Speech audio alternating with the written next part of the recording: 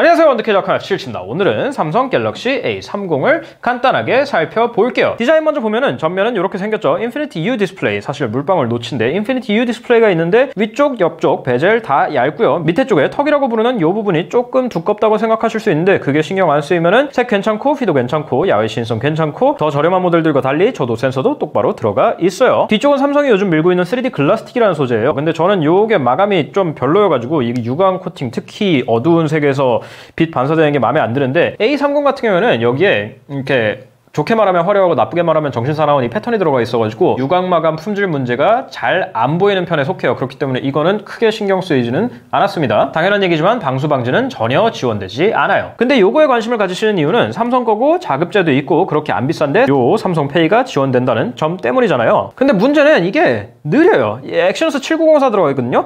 엑시노스 7904를 썼던 다른 기계 갤럭시 M20과 마찬가지로 도대체 7904와 무슨 척을 졌는지 모르겠지만 최적화가 정말 엉망이에요. 누르면 이 스플래시 스크린이 뜨는 기종이 많지가 않거든요. 이 화면이 뜨는 건 물론이고 이런 식으로 서브, 하위 메뉴로 들어갈 때 반박자가 느려요. 근데 이게 가끔씩 그러는 게 아니라 굉장히 자주 그래요. 무슨 뜻인지 아시겠죠? 거기다가 3기가 램에 32기가 스토리지인데 3기가 램이 그렇게 문제가 될 만한 용량은 아니거든요. 물론 요즘 적은 편에 속하긴 하지만 근데 생각보다 앱 리프레시, 그러니까 홈화면으로 나갔다가 다시 그 앱으로 돌아오면 살아있는 게 아니고 꺼져 있는 거예요. 그래서 로딩을 처음부터 다시 하는 현상이 굉장히 자주 일어나요. 특히 이거는 카메라에서 엄청나게 심해요. 촬영을 하는데 촬영 자체도 이제 저장이 된 거잖아요. 카메라 전 후면 전환 자체도 느리고 보세요. 촬영을 하고 저장이 될 때까지의 딜레이가 오히려 더 저렴한 기종들보다도 느려요. 그래도 삼성의 최신 인터페이스인 원 UI와 안드로이드 파이가 들어가 있고 FM 라디오와 DMB 모두 지원한다는 거는 칭찬하고 싶고요. 이상한 거 빼놓지 않고 블루라이트 필터, 야간 모드, 화면 모드 등도 들어가 있고 좀 웃기긴 하지만 원한다면 이 위쪽에 노치를 가려서 사용할 수도 있어요. 두 번 눌러 화면 켜기나 지문인식 센서 제스처 같은 기능들, 그리고 내비게이션 바를 제스처로 바꾸는 것도 지원하고요. 다음으로는 카메라인데 뒤쪽에 렌즈가 2개 들어가 있죠. 특히 메인 렌즈는 f1.7로 꽤 밝은 편이에요. 요거 같은 거는 앱 아이콘이나 전원 버튼을 빠르게 2번 눌러가지고 실행할 수가 있는데 일반각은 조리개빨인지 생각보다 괜찮아요. 밝은 데서는 꽤 그럴싸한 요 자동씬 인식 덕분에 음식이나 애완동물이나 야경이나 이런 것들 자동으로 맞춰져가지고 사진이 상당히 잘 나오는 편이고 야간에도 OIS가 없음에도 상당히 밝고 디테일도 썩 뭉개지지 않은 쓸만한 사진을 뽑아줘요. 단 다이나믹 레인지는 나쁜 편이어가지고 어두운 부분의 색이 잘 구분되지 않고 그냥 까맣게 뭉개지는 현상이 보이기는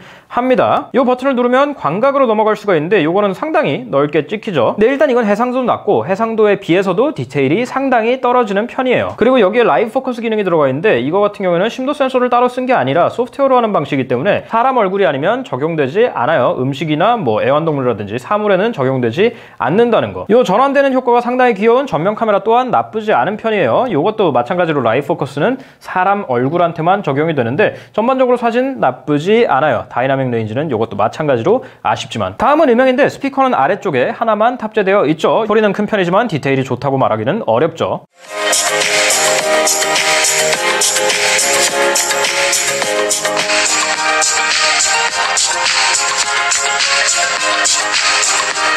유선 출력 역시 그냥 평범한 정도, 디테일이 살아있지는 않지만 뭐 비싼 기계가 아니기 때문에 그냥 넘어갈 수 있는 수준이고요. 요즘 다른 삼성 기계와 마찬가지로 돌비 애트모스를 지원하고 이퀄라이저와 UHQ 업스케일러가 들어가 있습니다. 콘서트 홀이나 진공관 앰프 프로 같은 효과는 사라졌어요. 그리고 배터리인데 4000mAh의 꽤 넉넉한 셀이 들어가 있죠. 이거 같은 경우에는 6시간에서 6시간 반 정도 화면 켜짐 시간이라고 생각하시면 돼요. 전 LTE만 쓰고 웹서핑을 주로 하기 때문에 일반적으로는 여기서 더 쓰실 수 있을 거예요. 하루 쓰시는 데는 전혀 문제 없을 거예요. 충전은 아래쪽에 USB-C 포트로 하고 고속 충전까지 지원합니다. 충전기도 번들되어 있고요. 30분에 36%, 1시간에 68%, 1시간 반에 96%, 완충에 1시간 50분이 걸려요. 생각보다는 완충이 오래 걸립니다. 여기까지 말씀드렸으니 결론을 내드릴게요. 갤럭시 A30 같은 경우에는 나쁜 폰은 아니거든요. 전반적으로 균형이 괜찮아요. 단 하나만 빼고 최적화가 너무 나빠요. 삼성이 엑시노스 7904를 왜 이렇게 못 다루는지는 모르겠는데 비슷한 가격대의 다른 제조사 같은 거를 떠나서 삼성 기계 중에 더 낮은 칩셋이나 더 구형 기계들보다도 최적화가 안 좋아요. 눈에 띌 정도로. 사실 이거를 효도폰, 그러니까 부모님한테 선물해 드려도 괜찮을까라는 질문이 굉장히 많을 것 같은데 일단 저는 반복해서 말씀드리지만 우리는 느리거나 사진이 안 나오거나 흔들리거나 그런 거를 해결 방법을 찾을 수 있지만